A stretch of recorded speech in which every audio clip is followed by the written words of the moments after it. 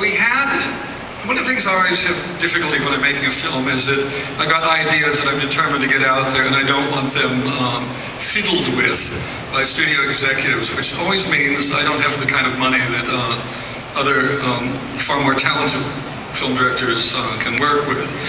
So one of the ideas with Parnassus was to create a world that takes place in the real world, but you enter the Imaginarium, and each time you go in, it's a completely different world.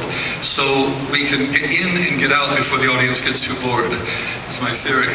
And it started from the idea that I was feeling sorry for myself because Tideland wasn't a great success, so I thought nobody wants to listen to the kind of stories I'm telling anymore.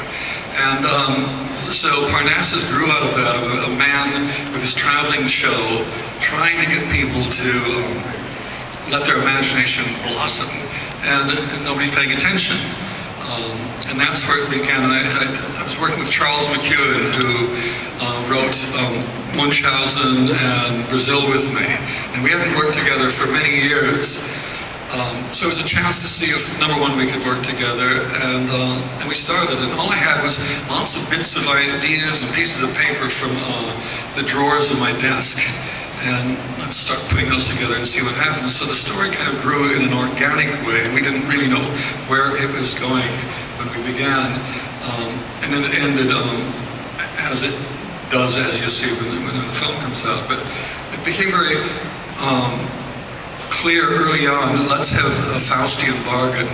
Let's have a man with a daughter who's about to lose her to the devil because he has lost a bet. And that's where it went. The Imaginarium is in big trouble as it travels around London with nobody paying attention. And luckily one day they stumble on somebody new, a character called Tony, which was inspired by Tony Blair, one of the great prime ministers of England, who got us into the most silliest war imaginable, working for a fellow named Bush in America, I guess. And I just thought, here's a character, let's do a character that's a chameleon, a guy with a silver tongue who can charm and even believe what he says when he says it. And he enters the world. Now, that was Heath. We didn't write it with Heath in mind. Heath was working on the Joker at the time, and I put him up in a little workspace in our special effects company in London. And there was one day I was showing my storyboards to the effects guys, and Heath was sitting there working. And in the middle of this, he slipped me a note saying, "Can I play Tony?" And I said, "Yes!" And we then went out to get the money based on Heath being our lucky charm, really. And what amazes me about Hollywood, and I rail about Hollywood, but we went around with this rather wonderful script with beautiful artwork and with Heath, and we couldn't get any money. And this is after Brokeback Mountain.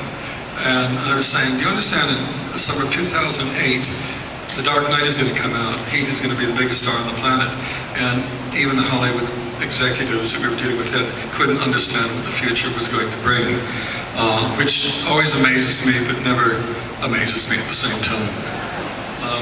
Anyway, so I want to show a little bit, you've seen a little bit already of Heath, but I'm not going to show you his face. You're going to have to watch this bit with him wearing a mask.